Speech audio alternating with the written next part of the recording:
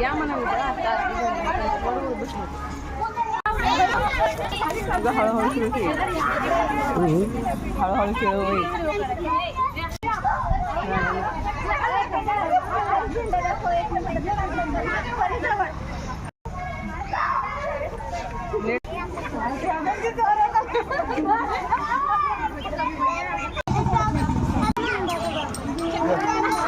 यायला लोक दिसली मला त्रिशरूच्या इकडे बघा खेळा ग पुढे जाऊन